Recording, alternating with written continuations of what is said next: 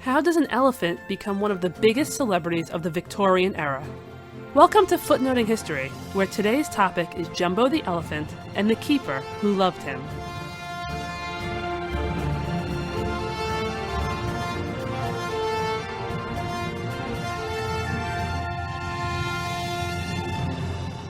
Hello everyone, Christine here to talk to you about an elephant. Not just any elephant, but one who made headlines and had adoring fans in multiple countries during the mid to late 1800s. I chose this topic for May of 2017 for two reasons. One, it marks the one-year anniversary of when the Ringling Brothers and Barnum Bailey Circus retired their performing elephants. Two, this month the Ringling Brothers and Barnum Bailey Circus will give its last performance. So, as the circus, known for over a century as the greatest show on earth, closes its doors, I thought it was appropriate to pay tribute to its elephant performers by looking at the life of Jumbo, arguably the most famous elephant to ever be part of the circus. Our story begins in Africa, in what is now the eastern borderland of Sudan, in the early 1860s. It was there most likely that the elephant called Jumbo, whose name origins are murky and not definitively confirmed, was born. As a baby, he was captured by elephant hunters hired by a middleman for Lorenzo Casanova, a European who wanted to import exotic animals to sell to zoos and menageries. Now, at this time, while the Asian elephant was not an extraordinary sight in Europe, an African elephant was incredibly rare. Actually, I guess you could say it was basically unheard of, unless it was a stuffed version. If you're ever pressed to tell them apart, here's a little tip. An African elephant usually has much larger ears than its Asian counterpart. Some people even say that the ears of the African elephant are shaped like the continent of Africa. Anyway, by the early 1860s, European zoos wanted to expand beyond the Asian elephant to the African one. This leads us to Jumbo. Jumbo did not live up to his name at the time of his capture. He was a tiny runt who wasn't expected to live very long.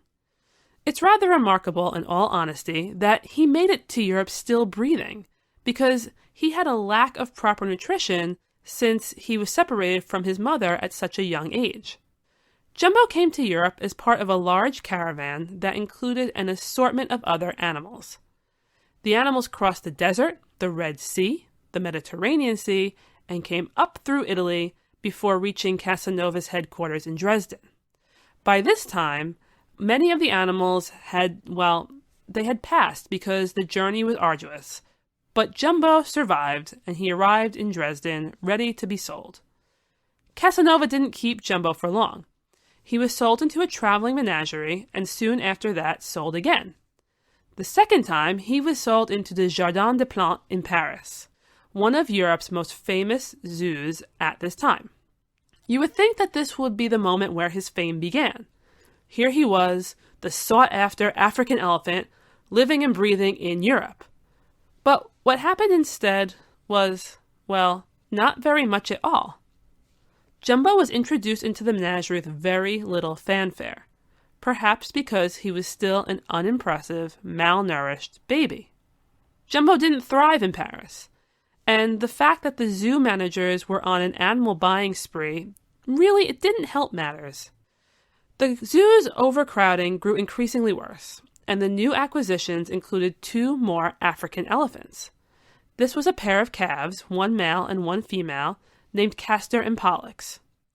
The conditions at the Parisian Zoo were so terrible that in 1865, about 2 years into Jumbo's time there, the French government, currently under the rule of Napoleon III, did an inquiry into the zoo's facilities and declared that it lacked sufficient space, light, food, and medical treatment for the animals. So you can imagine what Jumbo was probably experiencing. The solution was to try and lighten the burden by selling some of the larger animals. Now, this was music to the ears of one man. Abraham Bartlett, the superintendent of the zoological garden run by the Zoological Society of London at Regent's Park in England. He had desperately been seeking an African elephant for some time. So as soon as he got word, He entered into negotiations, and it was soon determined that he could receive one of the 3 African elephants currently in Paris. Of course, the Paris contingent wasn't going to part with Castor and Pollux, because they could possibly breed together in the future, and the public already liked them. They decided it would be their other African elephant, our Jumbo, who was listless and of no use to them. And so Jumbo bid farewell to his unhappy French home in June of 1865. To accompany him on his trip to London, the zoo sent Matthew Scott, an assistant keeper with no real elephant-carrying experience. Scott would eventually write a brief autobiography, which I've put a link to on the Footnoting History website in case anybody wants to read it. He was born in 1834 to a very large family that lived on the lands of the Earl of Derby and served that family. At the age of 10, he was put to work with the birds in the Earl's menagerie, and after several years, he was moved to work with animals like antelopes. This would eventually lead him to the zoo in London because when the Earl died, many of his animals were taken by the Zoological Society, and due to Scott's remarkable abilities with them, he went too. By the time he came into contact with Jumbo, he had lived and worked at the zoo for over a decade. Scott was, by all accounts, way more comfortable with animals than with people. He believed that a person, quote, cannot truly love a pet or gain its affection unless you sacrifice something for it. If that quote tells us anything, it's that when Scott, an adorer of animals, went to France and met Jumbo, he was bound to be appalled. He later described Jumbo as filthy, sick, and deplorable, with sores that looked like leprosy. As soon as Scott got his new charge to London, he set about trying to cure all his ailments. Getting Jumbo to be healthy turned out to be quite the task, but Scott refused to leave his side until it was accomplished. The approximately 5-year-old elephant needed constant care provided by both Scott and Abraham Bartlett.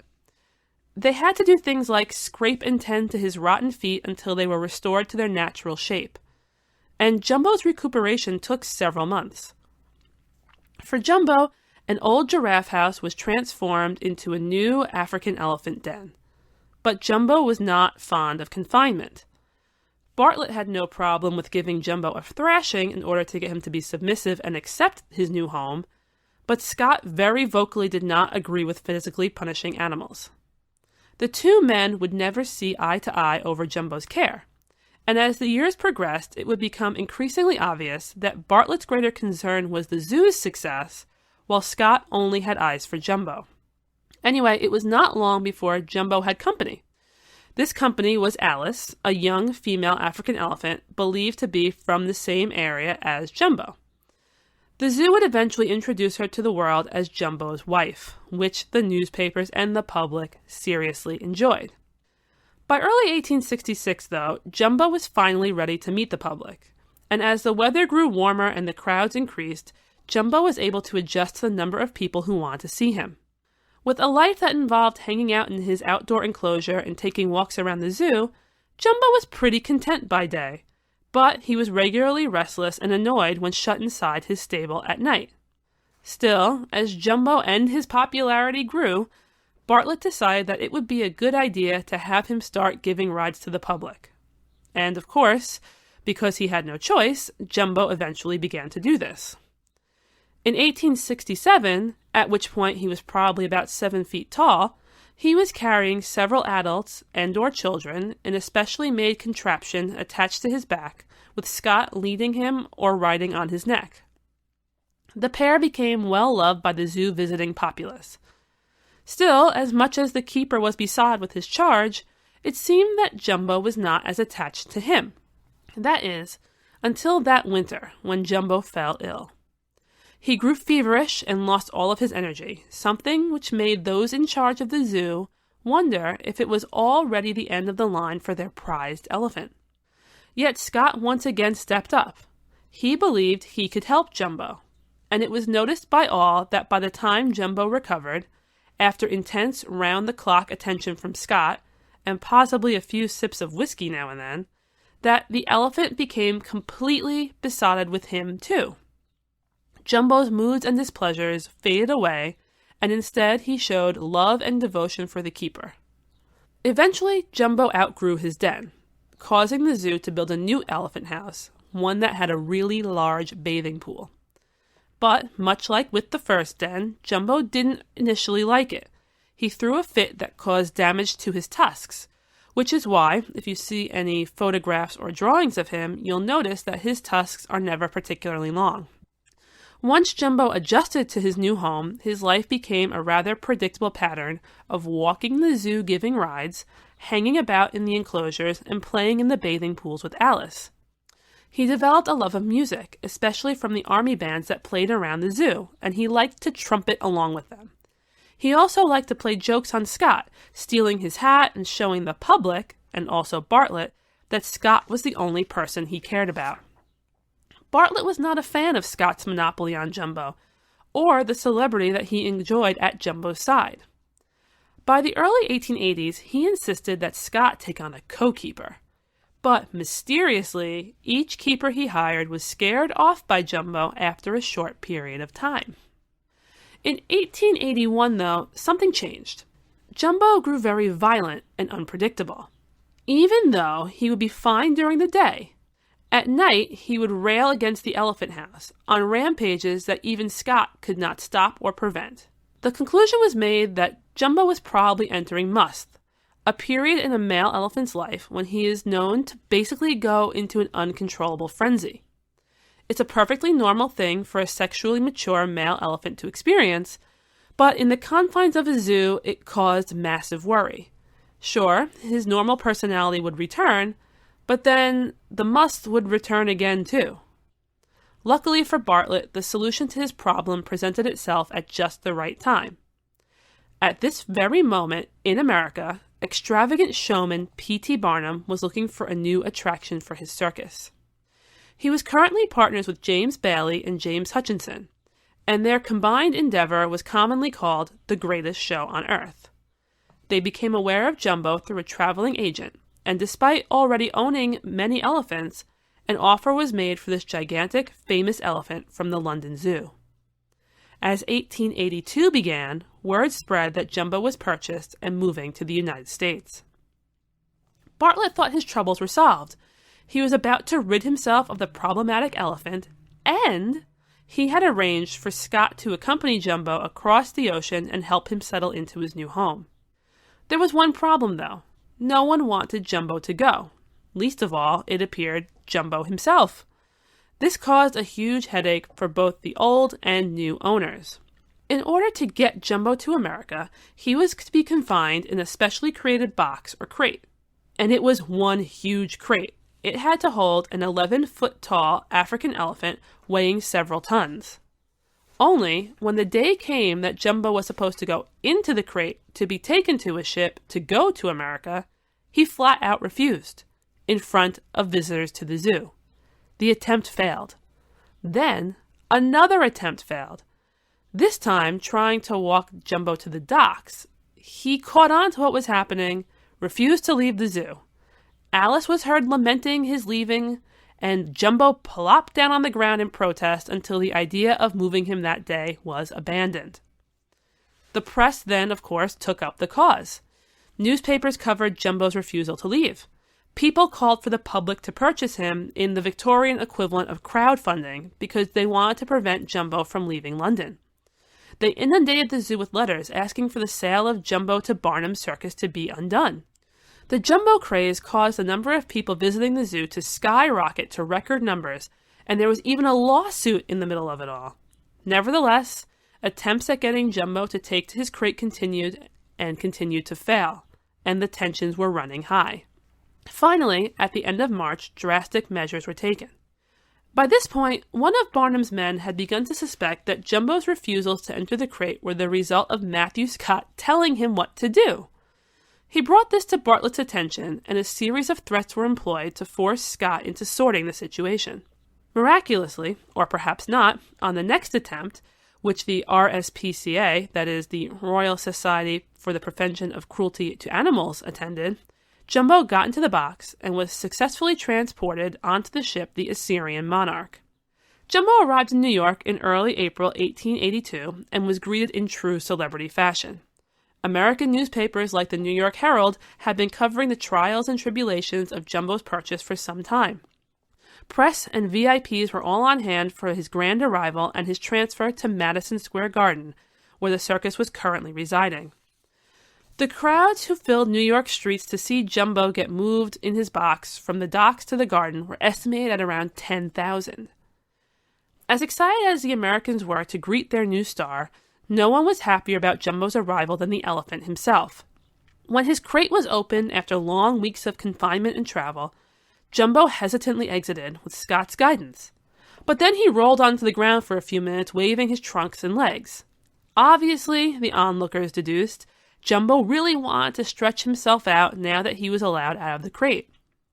Once he was done, he was taken to the elephant quarters, introduced to the other elephants in the menagerie, and welcomed into circus life. Now, life in the United States was different from life in the London Zoo. It involved partaking in the parades of circus animals. Jumbo was predominantly used for show, to walk around and be impressive, as opposed to perform and do tricks. But it also meant regular traveling. The circus followed a circuit each year that began in New York, then moved throughout the eastern half of the U.S. and into Canada, then retired for the colder months to its winter quarters in Bridgeport, Connecticut, only to, of course, then begin the circuit again the following spring. Jumbo, who you'll remember didn't really like being confined, also did not like trains, although he and Scott had their own personal car. Often, according to the keeper, he would be woken up by Jumbo's trunk exploring his face to make sure he remained close by. Another change from London life was that Scott didn't have complete control over Jumbo anymore.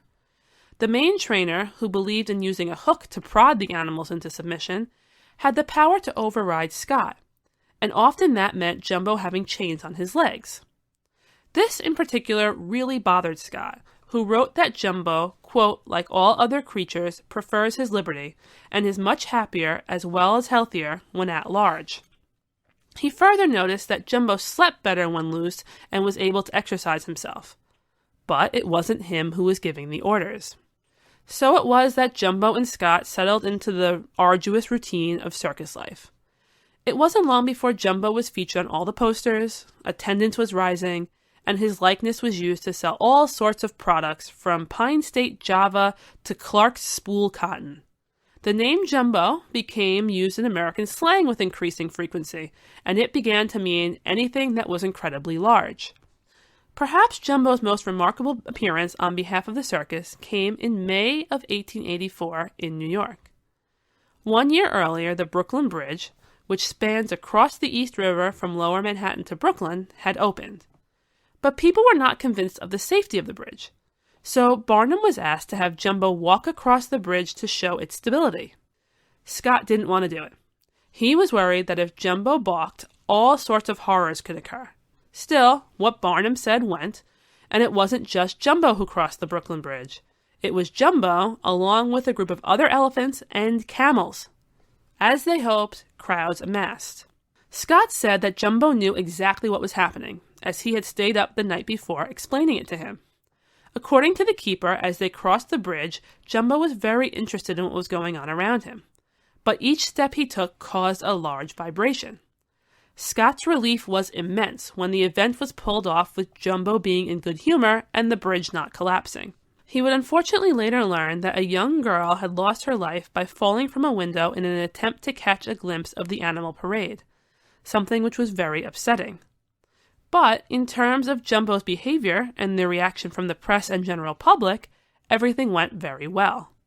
The New York Times reported that England's old pet Jumbo and the mighty name of Barnum added a new luster to the bridge, in an event that seemed like the emptying of Noah's Ark onto Long Island.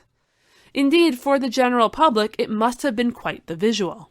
Following the Brooklyn Bridge spectacle, things largely settled down again for Jumbo and Scott. They spent their traditional time in the winter quarters, during which Scott wrote his autobiography, and then took off with the circus yet again at the start of 1885. Things ticked along as usual until September 15th, when the circus was in St. Thomas, Ontario, Canada. That night, the circus had completed its performance and was packing up to move on to another town. Because there were no trains scheduled to come by on the tracks surrounding the performing area, the decision was made to walk the equipment and the larger animals along the tracks to the waiting circus trains. As it happened, two of the last animals to make the walk were Jumbo and his tiny fellow elephant, Tom Thumb. During the last part of the walk, it became clear that freight trains were still using the tracks to go through the town, because Scott heard and then saw one barreling towards them. Unfortunately, though the train's driver did see them, it was impossible for him to stop in time. Tom Thumb was struck first and tossed from the tracks by the impact, which somehow managed to save his life. But Jumbo was not so fortunate. When the collision ended, Scott managed to get to his best friend, only to comfort him as he breathed his last. The keeper was absolutely inconsolable, and the circus workers were in shock. It took over half an hour to remove Jumbo from the tracks, and then Scott kept a vigil by his side all night. A photographer arrived and captured the aftermath, and the number of onlookers grew. This event was not only a horrible end for a much-loved elephant, but also an insurmountable blow to Matthew Scott. He had rarely spent more than a few hours away from Jumbo's side since 1865. The newspapers were quick to cover Jumbo's death and offer tribute to him, but the personal toll on Matthew Scott was so obvious that even Barnum commented on it. He said, "Poor Scott, I don't know what he'll do without Jumbo. He cares nothing for human companionship. Jumbo was the world to him." The affection manifested between him and the elephant was simply wonderful. Yet even Jumbo's tragic death did not mark the end of his career. Barnum and his associates immediately set about turning the event into something that would favor the circus. As far as Barnum was concerned, there was a new tale to be released. This fabricated version was far more spectacular than what actually happened. In this rendition, Jumbo had realized that Tom Thumb was in danger and saved him by flinging him from the tracks, then was unable to also save himself. Jumbo, the grandest elephant in North America, had died a hero and a martyr. It did not take long for this false and fantastical story to be presented as true by the press. It also did not take long before Barnum enacted a plan that would allow him to continue to capitalize on Jumbo. First, he had a taxidermist prepare Jumbo's body, resulting in both a stuffed version of Jumbo and a separate reconstruction of his skeleton. Then, he contacted the London Zoo and purchased Alice, who you'll remember was known as Jumbo's wife. Once Alice arrived in the States, she was reunited, if you can use that word, with Jumbo's stuffed version. She wasn't fooled, though, it would seem, because apparently she approached him, stroked him with her trunk, and then turned away from him, twice. But that didn't matter, because the ability to publicize the reunion was the important part. So Jumbo's career continued. His stuffed version was brought on the circus's tour, accompanied not just by Alice, but by Matthew Scott as well. His job was to stand with Jumbo's remains and talk about his life as the elephant's keeper. Jumbo's skeleton now even made it onto circus posters, and Barnum remarked to the New York Times that if he could not have Jumbo living, he would have him dead, because he was still worth more than a small herd of ordinary living elephants. Unfortunately, Scott did not recover from the death of his beloved Jumbo, and his attitude suffered because of it. At the end of the 1886 season, Scott was let go. However, it seems he was still unable to leave Jumbo. There were several reports of Scott coming into the winter quarters, going to where Jumbo had been stored for the off-season, and talking to him. In 1887, Scott was recorded in the papers as having given a deposition in a lawsuit that the circus filed against the railway over Jumbo's death. Shortly after this, he faded from historical record, but it was rumored that he lived, not very well, off of the sales of his autobiography and never got over the loss of his best friend. As for Jumbo, eventually his skeleton was donated to New York's Museum of Natural History. His stuffed version was given to Tufts College, which is now called Tufts University. It's in Massachusetts, and it's where Barnum had started a museum. Jumbo's body was embraced by the Tufts community. For over 80 years he stood tall, being touched for luck on a regular basis, particularly by the sports community. However, in the 1970s, a fire destroyed Jumbo. All that remains now is his tail and a jar of his ashes that is still touched by the athletic community for luck. These are not the only monuments to Jumbo, as both Tufts and St. Thomas have statues to honor him. And of course, there is perhaps the greatest tribute, that even today people still describe large, impressive things as jumbo. This has been Footnoting History. If you like the podcast, be sure to visit our website, footnotinghistory.com, where you can find links to further reading suggestions related to this week's episode, as well as a calendar of upcoming podcasts. You can also like us on Facebook and follow us on Twitter at History Footnote. Until next time, remember, the best stories are always in the footnotes.